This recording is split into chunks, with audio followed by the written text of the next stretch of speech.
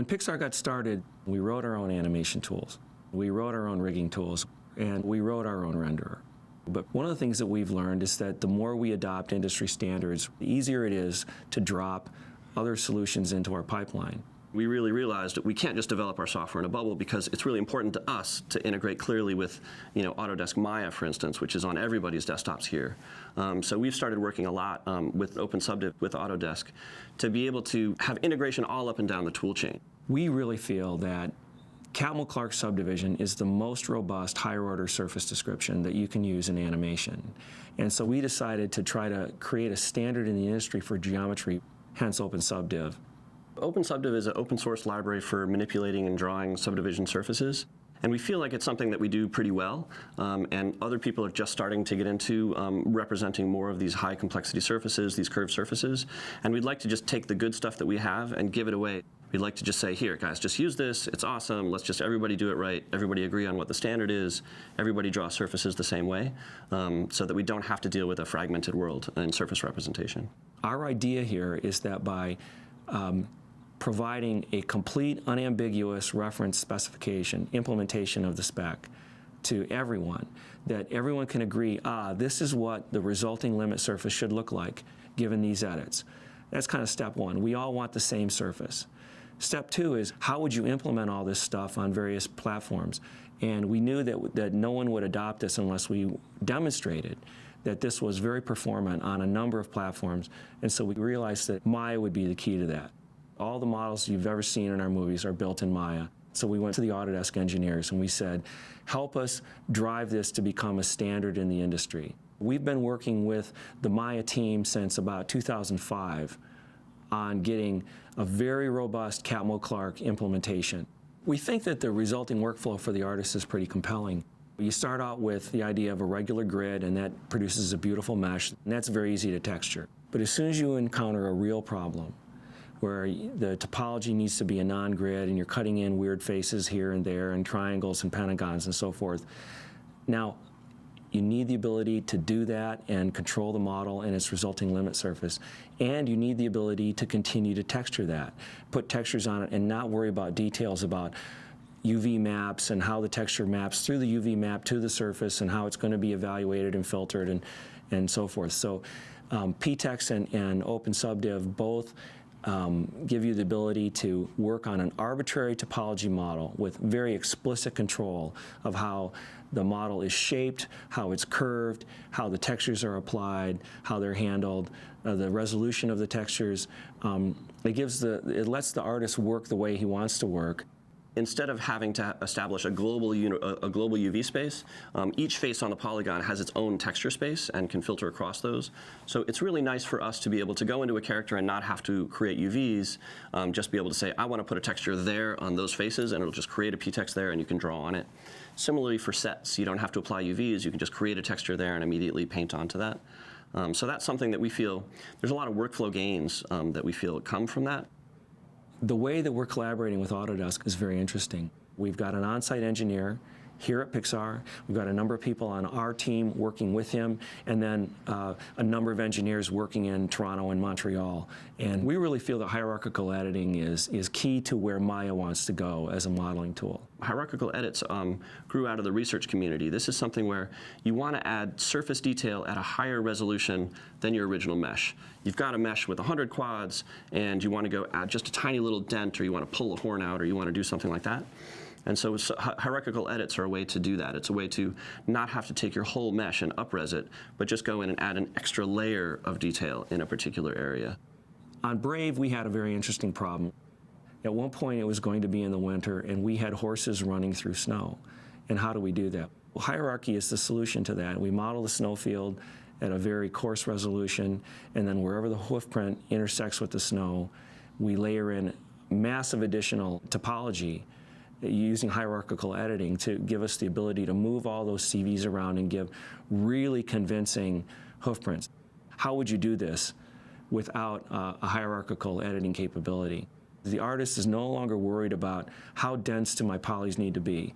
You just lay in the geometry you need, and where you need more detail, you place the detail. That's an incredibly powerful thing. And Autodesk and the Maya engineers have realized that's a worthy goal, and they're on board. And so we're all working very closely together to modify Maya and modify OpenSubdiv so that it's ready for the industry. And we're going to show you a number of demonstrations of artists working, using that power to create, beautiful models with very minimal, geometry in them. Hi, I'm Manuel Kraemer. I'm a software engineer here at Pixar, and I've been part of the OpenSubdiv team for quite a while now. Today, I would like to present some of the innovations that went into OpenSubdiv to make it the really efficient system that it currently is. And some of these innovations were researched and developed also in collaboration with Microsoft, including Charles Loop and Matthias Niesner.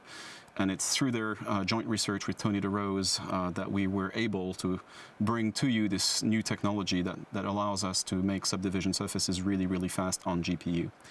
Before I get started, I would like to present the very basics of how subdivision surfaces work, in particular Catmull-Clark, just so we know that we're all on the same page. And I'm starting small with a very simple model here, which is a cube. And you can see my control vertices over here. There's 8 of them. And the edge is in green. This is the wireframe mesh. In the center, what you're usually used to is what happens after you subdivide the cube, which is you start getting multiple faces. And you can increase the level of subdivision here. So I've got level 1. I'm going to move to level 2. And as you can see, I'm now getting a lot more faces on my geometry.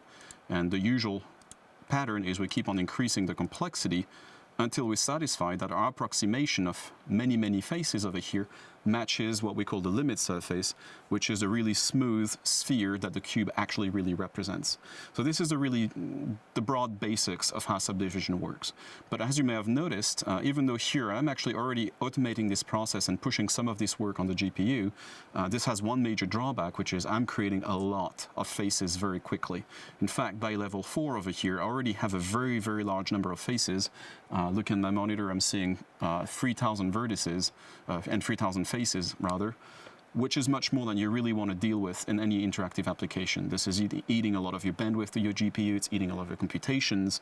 If you have to pose all these vertices, it's going to really slow down your engine to a point that it's unusable. So the big difference with what we call feature adaptive subdivision, and that's the big new item that we introduced after last year's first presentation, is we not only do basic Catmull-Clark computations on the GPU, we actually turn the algorithm upside down to come up with a much better solution. And I'll try to explain to you why this solution is better and a little bit of how it works. So let me turn on here the feature adaptive feature. This, by the way, is what we call the GL viewer. It's part of the example code that ships with OpenSubdiv. So when you build the OpenSubdiv package, if you build this example, you'll be able to replicate all the steps I'm describing over here for yourself and experiment and play and see how much of a big difference it makes. So with feature adaptive, what happens is for our cube over here is we're looking for patches. One of the key elements of Catmull-Clark subdivisions is when the face is regular, it is equivalent to a B-spline patch. And that is the key element that we're leveraging in feature adaptive subdivision to make the algorithm really fast. So what happened over here is, in the case of a cube, the control vertices are what we call irregular.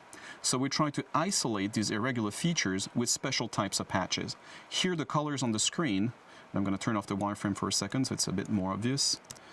The color on the screens over here represent different types of patches. In white, we have regular B-splines. In blue, we have what we call transition patches. And finally, in yellow over here is when we essentially give up and approximate the Catmull-Clark real limit surface, what we call Gregory patches, another type of B-spline patches.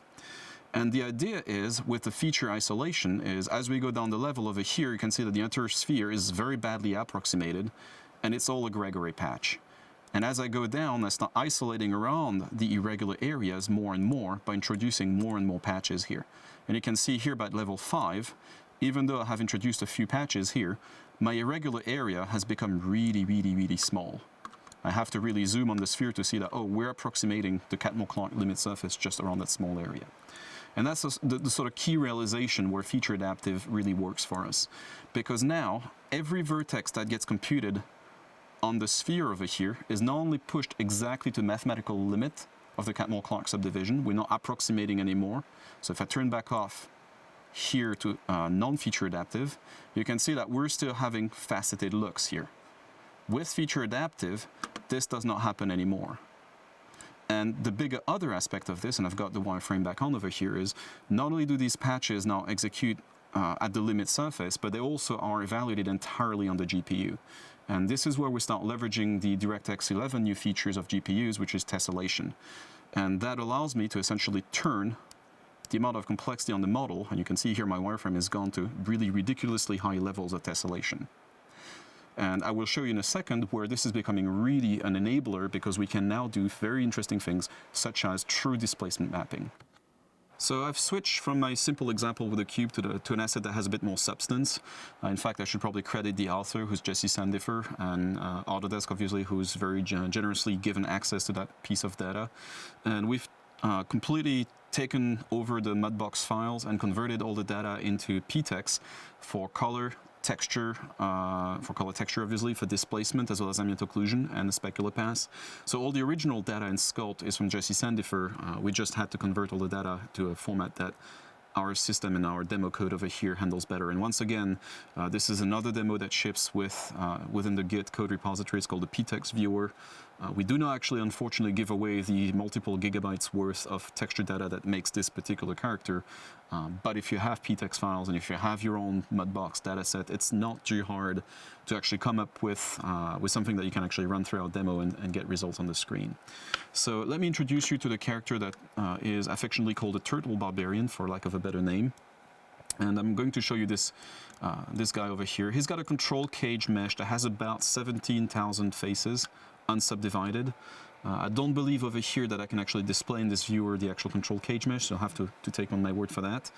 And we've turned on, obviously, the feature adaptive algorithm.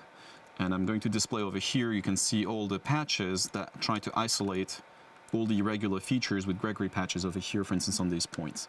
So we're running fully the feature adaptive algorithm over here, and we're getting a full exact Catmull-Clark limit surface over the top of this guy.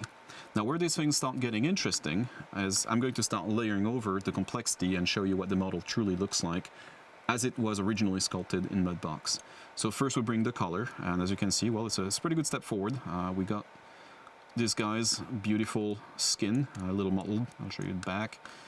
Some of the details. A lot of modeling has gone into the little doodads on his belt over here, which are pretty interesting. And as you can see, they're not really slowed down the model. We're still running at 50 frames per second over here without too much of a problem. But that was just colored. That's pretty easy so far. Where things start getting really interesting is I can actually turn also on displacement. And it's going to take a couple of seconds. And you can see here that we're not cheating. This is not just bump mapping. We actually have geometry covering the entire body here. And I'm going to zoom on a couple of areas of interest to really show you. See how the silhouette is all broken everywhere? And I'm getting really close. And you can see that all this detail is really here, truly on the model. And I'm just going to keep on padding on some of the textures that we have. So first off, we also have, for instance, a specular map to alleviate a bit of the shininess of this guy. We also have an ambient occlusion map. So I'm going to turn off and back on so you can see it helps contributing to the realism. And we've also written, just for the sake of the proof of concept over here, a bit of IBL to have our guys sit in a sort of lighting environment that's a bit more interesting. And this is the final product that we get. And again, I'm going to start zooming on certain areas of his body to try to show literally the amount of geometric detail that goes into this. And at this point, you're going to start asking, well, exactly how many triangles are we really drawing on screen? Well, we have over here this little counter on the left that says on this particular frame, I have 3.7 million. As you can see, as I pull out, the count changes interactively, and it really depends on where my camera is. So one of the big features of DirectX, and one of the reasons we're able essentially to pull virtually limitless amounts of geometric detail on this model, is because we can adaptively decide how much tessellation goes on the model at a given point based on where the camera is. So you only really pay for what you see on the screen. And I'm going to illustrate this first by turning on the wireframe on the model. And as you can see in yellow now, we've got the edges of every triangle displayed, and it's pretty much a solid yellow shape, because this is how dense our mesh is. And if I keep on zooming really closely, we keep on maintaining really the density of this mesh, and it really is extremely dense. I mean, you can see that every bump, every scar, almost every pore of his skin is covered by geometric detail. Oops. went through a little bit the model. So if you look on this back, for instance, you can see that all the scales on this turtle shell are all completely model, and I'm going to go over here on this weapon also, which has a tremendous amount of really great geometric detail here. And I really have to get really close for you to actually start seeing where the triangle come in. So this control also is obviously completely dynamic. As a user, as a game engine, if you don't want to pay for this much complexity, we have ways of reducing the tessellation factors. You can see I can coarsen the mesh very quickly. And at this level now, if you watch very carefully, you can see how a tessellation algorithm sort of kicks in and adds detail on the fly. I'm going to try to take another area of the body, maybe bring a little bit more density. So if you observe very carefully on the shoulder over here in that area, as I zoom in, you can see that we're adding triangles on the fly. But because all these triangles are always at the very limit of the catmull-clock surface, and we're just applying displacement from the PTEX texture, there is no popping, there is very little distortion in the way the surface actually moves on the screen. So I'm going to turn off very quickly the wireframe and bring back the real density of the mesh. This is what I had originally. You can see that this bump over here, that I really get really close and we start seeing the actual texels and the limit of the resolution of my textures here. We're not completely done with filtering those textures. This is still development progress, which explains some of these artifacts. But as you can see, as I pull away, and it's kind of hard with the mouse to really get this done smoothly, but you can see that there's no pop in the geometry. It's all very smooth. It's all preserving the integrity of the real sculpture that was in Mudbox. And I will finally conclude with one last element, which hopefully will get your attention. This may look like it's an interesting little parlor trick. What I haven't mentioned yet so far is that we're effectively doing all these computations on every frame that is being drawn. And so where this is interesting is I can actually also turn on and animate this character in real time. I'm going to prove this just right here by turning on the animation. As you can see, this guy is now deforming.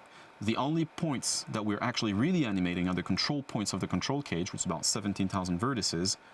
Everything else is interpolated on the fly. And once again, I can zoom in as close as I want. All the detail is still there, although it's kind of more difficult to start following this, but you can see on his arm, all the displacement is still there. All the density of the triangles that we just showed a few seconds ago is still working in real time with the same amazing amount of triangles that we can push thanks to NVIDIA's and other hardware vendors' great hardware that's been made available recently. So I'll do a couple more, and just for the sake of exploration, I'll turn off some of the fancier features. So you can actually see the geometry at work, see the textures, and again, if you're an animator, you want to make sure that you're not going to have animation fixes coming in because your textures are stretching or anything. You can see live in real time as you animate your character, as you deform it, exactly what the geometry is doing, exactly what the displacement is doing. So if your character has warts, or if hands need to not intersect with weapons or whatever happens to be in your scene, this will give you the visual feedback interactively that you need. And so all the sculpting that you were doing in Mudbox or other sculpting packages, for instance, throughout your pipeline, you can carry really exactly the richness of your artistry all the way through, and what you sculpt is what you animate, is what you render at the end of the day, and should make hopefully your life much easier as an artist, thanks to this feature adaptive technology. Hi, I am Dirk Van Gelder. I'm an engineering lead in the Pixar Studio Tools software development group. So I wanted to show you a little bit today about why we developed OpenSubdiv in the first place. Even before we open sourced it, we wanted to, why we originally created it and what our intent was, what we wanted to provide the artists at Pixar in creating this library, and why we think it would also be useful to people outside the studio. So we created this library to give our artists a more visually rich presentation of their characters. We wanted to take their characters and make them match the render. We wanted to take what's on the final render and show that directly to our animators in their interactive scene in real time, rather than have them work with some approximate representation of the surface that doesn't look all that great and then go off to this beautiful final render and then maybe have to change their animation based on the final render or not get that kind of feedback that you would get otherwise. So that's why we created OpenSubdiv and what's happening here. What we're seeing here is Hardscrabble, Dean Hardscrabble. She's the Dean of Monsters University from our upcoming 2013 film. So here we're not just playing back a clip, we are live in the animation system. So we'll jump to a particular frame, and then we can start moving the camera around. We can start showing you some of the bits of her skin, showing you some of the detail that we're trying to give the animators. So here, So I'll move the camera around, I'll play it. Maybe what I'll do here is I'll strip it back. So we're looking, let's have our eyes open. So we'll strip it back. We're showing high resolution displacement and color on the skin, but I'll take those textures off. So this is the surface after subdivision. This is the smooth surface, but without all that high resolution detail. The detail that we saw here is coming from PTEX textures that were baked out of our render. We do a final render, and then we take the results of those pixels and we bake them into PTEX textures, and then we take those PTEX textures and map them back onto the surface. That's what this is. Without, you see that. And so clearly, it would be better to have this than that. Let's talk a little bit again about what subdivision is. So this is still the subdivided surface. Let me turn subdivision down. So this is the unsubdivided surface. I'll go to wireframe so you can see what's going on. This is the mesh that's actually authored by the riggers. This is the thing that's modeled. All of these spans are the ones that are actually articulated in our rigging system. And then if you want to turn subdivision on, subdivision comes in after the points have been posed, and then it will go perform Catmull-Clark subdivision to give you the smoother surface, or again, if you want to see that. So this is subdivided surfaces. These are unsubdivided surfaces. If you're looking closely, you'll probably recognize that what's happening here is uniform subdivision. What we currently have implemented in the release of Presto that animators use on their desktops is uniform subdivision, which was something that was implemented in OpenSubdiv at SIGGRAPH of last year. The adaptive subdivision code that's part of OpenSubdiv is something we're currently working on. Subdivision makes a lot more difference in terms of the profile when you're trying to make contact fingers on a face. You're trying to figure out exactly where that contact is. But I think it really takes off when you start putting the textures on. Then you see the textures. And when you see, again, when you try to like move interactively, you want to try to take like her eyebrow UD. When you're trying to mung her eyebrow UD, now the performance that you're seeing here, it's a little slow. That's mostly due to the rig, not the hardware shading. You get about the same speed when you turn off hardware shading. So our rigs have several thousand deformers in them. They're not quite real time, although we would love them to be. But again, when you turn on hardware shading and you want to look at like what's happening on the inside of her brow, you can really see like that's where the texture is stretching. When I pull the eyebrow back, I see more texture stretching than I otherwise meant to. And when you don't have the textures on, you can't really see that. And so that's something that we're trying to give to animators, so that what happens is otherwise animators they'll change the AVAR values, they'll move the eyebrow, and then they'll send it off for final render. Then they'll see the texture stretching. It'll bounce back to the animator. Then they have to do an anim fix. That's a whole feedback loop that we're trying to cut out, and by giving them this kind of real-time feedback. And it's also important to note that her geometry here is not all her geometry is not all. It's not all actual model. Like everything what I'm doing now is I'm changing a shader value on one of our GLSL shaders that changes the displacement amount, and all of that detail is all done in the shader. None of that is done with polygons. So that's something where you can go in and you can add lots of detail without having to tell your riggers that they have to pose all of that detail. And we also have independent control here of bump scale. So here we can turn the bump down, and you can see that across, maybe more obvious kind of down her face. You know, you can see nice, smooth there, and then you turn the bump scale up, you can start to see the bump come in. So this is, again, something that they've only really had in final renders before, and we're trying to give them on their desks, on their desktops at all time. And we have lots of other animation controls here. She has several hundred on her face, but we'll just mung a couple here. Well, that's her jaw. But you know, you can mung her eyelids, see what the stretching goes on the inside of her eyelid. Is it stretching? Is it not stretching on the inside of her eyelid? Top of her lids. All those things are something that you can now see in detail on her skin.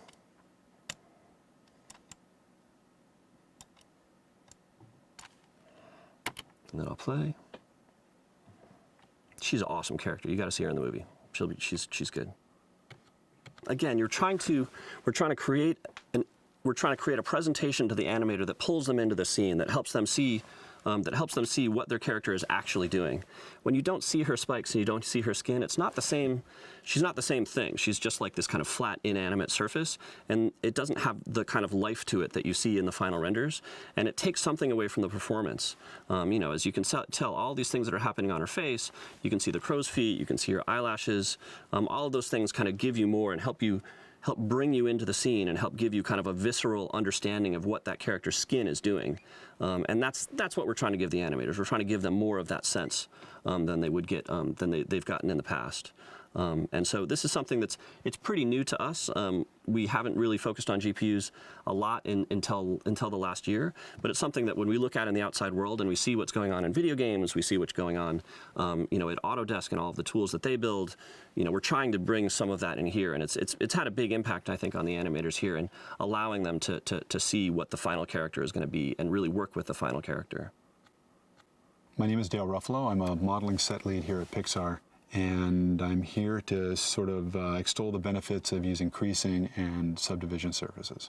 We here at Pixar try and keep our file size as small as possible. We found ourselves over the years sticking longer and longer in Maya. We have set dressing that takes place in Maya now. We bake out those files. We have a lot of shading that takes place in Maya. I found for myself, modeling over the last 15, 17 years or so, the smaller I can keep that file size, the more I'm apt to save the file more frequently. Like any other software package, invariably you're going to have a software, it's going to crash at some point. So the more that I can save, the more work that I save, and the more time that I save. So I've taken a series of architectural elements that I just created for Monsters University. I'll go through each one and show sort of the benefit of using creasing and sort of a number saving in each one in terms of faces and edges. So for my first example, I'm just going to show you a very, very simple cube. I've taken a cube here and I've given it a crease value of 3 on all of its edges. I've taken the same cube over here, haven't creased the edges at all. And for purposes of the rest of this demo here, I'm going to refer to sort of these edges along here as my boundary edges. And any edge that I've put here to sort of define my radius, I'm going to call either my radius edge or a loop edge. So I've had to go in and add a bunch of extra edges here to create the span between my boundary edge and sort of the radius edge to give my final radius that I've chosen for this cube. And if I go ahead and subdivide all 3 of these, we can see that far right we get one that is now a sphere because there's no creases being used at all. We get my cube here that uses creases. I can go ahead and pick those edges again. And we get a cube here that approximates the same radius as I have over here. You can see here it's about 9 times heavier, about 9 times the amount of faces going from this cube here using creases to the cube that has no creases and uses the extra edges around the boundary edge. The next example I'm going to show you here is a section of a roof that we used in Monsters University. More closely, it's this little detail that runs along the edge of the roof here, sort of a copper detail. And I wanted this to look like a kind of like a heavy copper rivet that follows the edge of the roof. In the center here, again, with the example, I have 9 faces that create this object right here. And I've used a crease set value of 2 along these edges or along this boundary edge. When I subdivide that, this is what I get. If I take all of those edges and I remove all the creases, far right, I get this shape.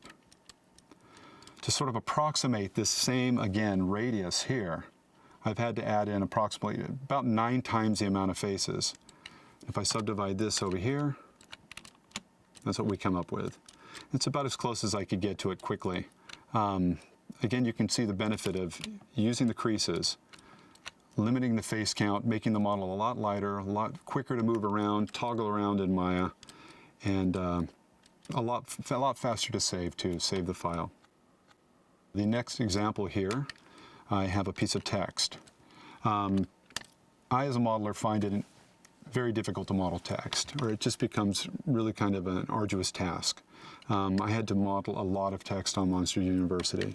This one example here, as you can see, is the letter S. Again, following the other examples, the center, I've gone ahead in the center mesh here, set a crease value of 3 on these border edges. When I subdivide that, that gave me exactly what the art director wanted. Now, something else that I haven't brought up previously, the nice thing about using creases like this is that invariably they're going to come in and want to change things. They're either going to want to make that much, much harder, or say they come in and they want to make it much softer. Here I'm switching to a crease value of 1. And I could quickly, interactively, like change the crease, change the edges, change the radius along those border edges and such, and really modify it for them to be able to give me a buy-off without having to go back to the mesh and manipulate all of those loop edges. So I'm going to go back to 3 on that. If I go ahead and subdivide the one on the far right, we get something that's just very gooey and soft. Not what I want at all. And once again, in order to get sort of an approximation or the same sort of radius treatment that I have on the one with the creases here, I've had to add in about a little more than 2 times the amount of faces by adding in all of these loop edges here to sort of define what my radius is.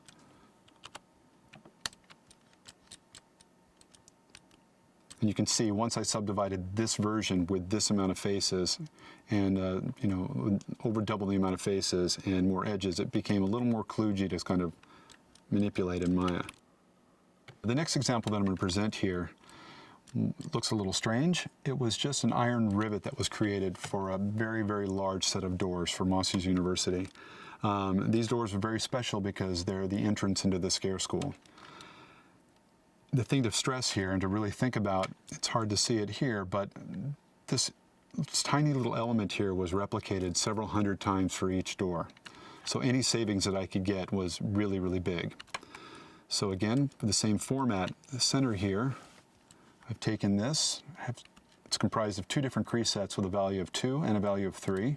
If I select those members, you can see sort of the border edges that were used in the crease sets. If I go ahead and subdivide that, it gave me exactly what I wanted, and the art director. I've taken that same over here, that same object, removed all the crease sets. I'm going to go ahead and subdivide that. That's not at all what he wanted. So in the old days, when we didn't have creases before, for me to get back to this, I would have had to have gone in and add all of these extra edges once again.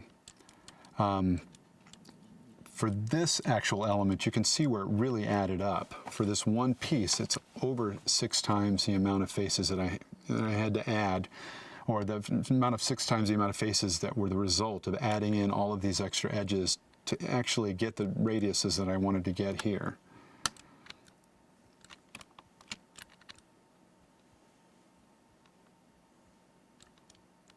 And again, if you needed to modify this quickly, if somebody came in and said, it's all a little bit too hard, can you make those a little softer? Well, instead of having to go back through here and modify each of your edge loops or pull them away from the border edge and stuff, I can quickly go over here again and say, you know what, I'll switch this to a value of 1. And maybe I'll switch this to a value of 2.5.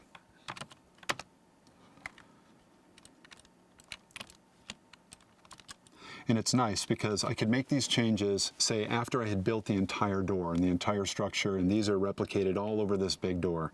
And they come in and they say, they're just all a little too sharp and all a little too pointy.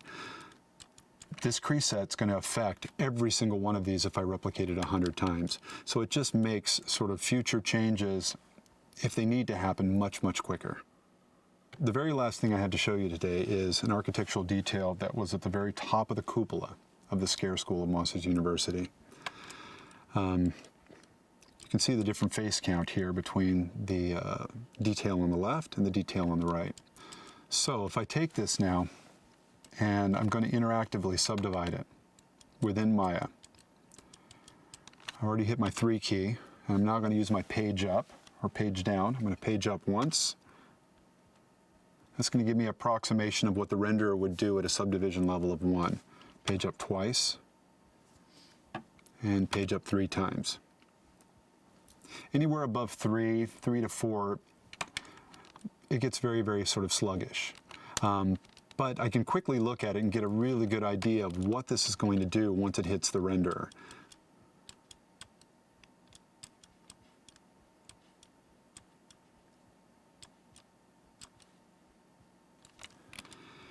Okay, my example on the left. Let me actually take this back down to a level of 1 very quickly. I'm just using the page down again. The example on the right, I went through the model here, where again, we're still using some of the elements are creased. And it's those same things again. Banister and the details around the edge of the roof. But I realized that no amount of normal smoothing or other sort of shading tricks would take a shape like this and get it to be what I have over here. It's just not going to happen. So I went through selectively with each of these sort of components, and I either used Maya's native smoothing function, I smoothed it either once or twice to get, approximately what I wanted.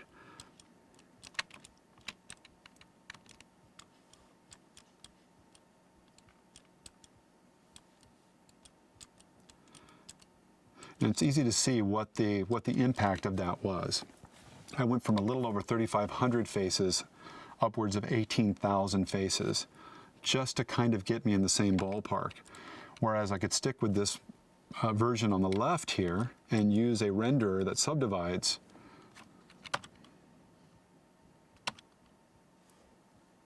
and get right back there with something that's much, much lighter. It's going to be easier for me to make changes later if they decide that they want to change a profile on something or an edge along here, because I simply don't have as much data to push around, both file size, and I just don't have as many edges to manipulate. So it's easier for me to keep a surface that's light and smooth and just much more efficient. And I think that draws everything to a close for the day. Hi, I'm Takahito, GPU team of Pixar Animation Studio. I'd like to introduce the ongoing project which our OpenSubdiv development team is focusing on. So as you see, using OpenSubdiv, you can draw Kraemer-Clark's subdivision surfaces on GPU very efficiently. But OpenSubdiv has been developed not only for just drawing simple models. We are using it in our actual Pixar in-house animation tools, and we are hoping that OpenSubdiv will be integrated into various applications from DCC tools to game engines. One of the key components to make it possible is batching. With feature adaptive refinement in OpenSubdiv, we analyze mesh topology and break them down into several kinds of B-spline patches. Then in Refinement Phase, it launches some GPU kernels to compute animated patch control vertices from posed control mesh. Feature adaptive refinement is great because it refines only necessary points, but still we have to apply a certain number of kernels. For example, if we want to refine an object to up to level 4, you will need to launch GPU kernels 20 times. So if your scene has thousands of animated objects, it becomes 20,000 kernels launches in a naive way. Obviously, it's a huge overhead. Furthermore, in drawing, you can tessellate these patches to get limit points efficiently. But to do that, you have to prepare multiple number of tessellation shaders depending on different patch types for the topology. It means you will have 5 or 10 or 20 of draw calls for each mesh. This is not good if you have 1,000 objects.